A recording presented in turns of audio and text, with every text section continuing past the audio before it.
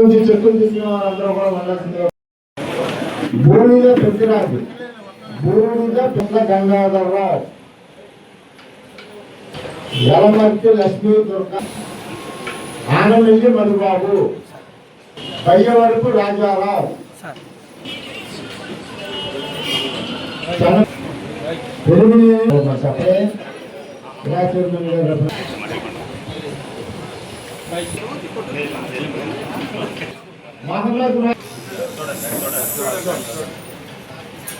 కర్ణం అనురాధ,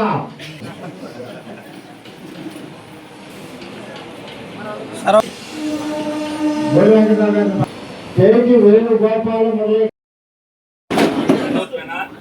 కొల్లి సూర్యలక్ష్మి,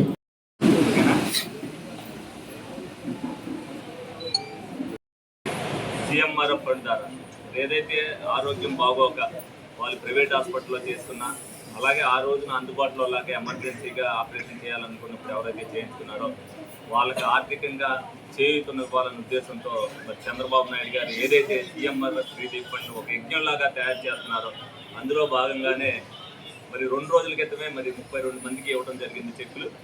మళ్ళీ ఏదైతే మొన్న కూడా లోగడ కూడా చెప్పాను, ఇంకా 140 దాకా పెండింగ్ ఉన్నాయని చెప్పి అందులో 22 మందికి ఇవాళ మళ్ళీ కూడా సీఎం రిలీఫ్ ఫండ్ రావడం జరిగింది. దాంట్లో 22 మందికి కూడా కలిపి 13,81,000 రూపాయలు ఇవాళ రాదండి. నేటితో మరి 4 కోట్లకి ఒక 3 లక్షలు తక్కువగా మరి ఏలూరు నియోజకవర్గంలో సీఎం రిలీఫ్ ఫండ్ ఇప్పటి వరకు కూడా ప్రజలందరికీ కూడా అందించడం జరిగింది. రమారమి 385 మంది మరి చెక్కులు అందుకోవడం జరిగింది. ప్రతి ఒక్కరు కూడా ఏదైతే పేదవాడు ఇబ్బంది పడకూడదని చెప్పి కూటమి ప్రభుత్వం చంద్రబాబు నాయుడు గారు, లోకేష్ గారు, పవన్ కళ్యాణ్ గారు ఒక హామీ ఇచ్చారో ఆ హామీలో భాగంగానే ప్రతి ఒక్కరికి కూడా సాయం అందించాలనే ఉద్దేశంతో మరి సీఎంఆర్ఎఫ్ రిలీఫ్ ఫండ్ అనేది చేస్తున్నారు. అలాగే ప్రతి దాంట్లో కూడా అభివృద్ధిలో కూడా ఎక్కడా కూడా రాజీ పడుకోకుండా నిన్న కూడా మీరు కూడా చూశారు, మరి 3 కోట్ల రూపాయలతో రోడ్లు వేస్తున్నప్పుడు ప్రజల దగ్గరికి కూడా ఎప్పుడు కూడా మనం పని చేసినప్పుడు తలెత్తుకుని వెళ్ళగలుగుతాం, వాళ్ళకి సమాధానం చెప్పగలుగుతాం. ఏదైతే ట్రైన్ల విషయంలోనూ కూడా ఇంటర్నల్గా కొన్ని రోడ్ల విషయంలో ఉన్నా కూడా ప్రజలు మనం ఏం చేస్తున్నారనేది చూసినప్పుడు వాళ్ళు కూడా నిదానంగా ఒక్కొక్కటి చేస్తారనేది వాళ్ళు కూడా అర్థం చేసుకుంటారు.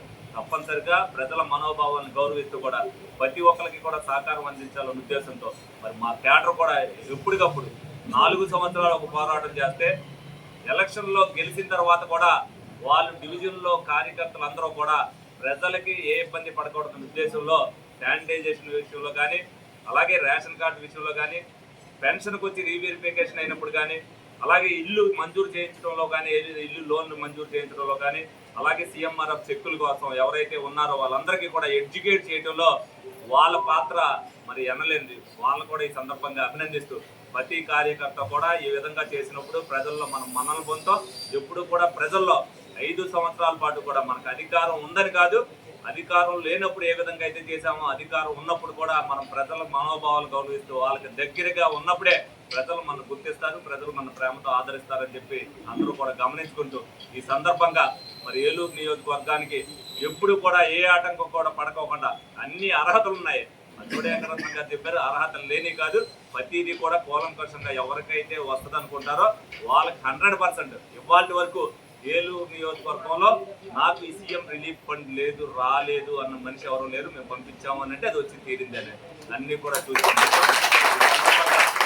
ప్రజలందరినీ కూడా మేము ఏ రోజున రెండోసారి కూడా చెప్పలా. మేము వచ్చిన తర్వాత వాళ్ళకు కూడా ఒక నమ్మకం వచ్చింది, మనం పెట్టాము అని అంటే మనకు ఫోన్ వచ్చేదాకా మనం వెళ్ళవలసిన పని లేదనేది.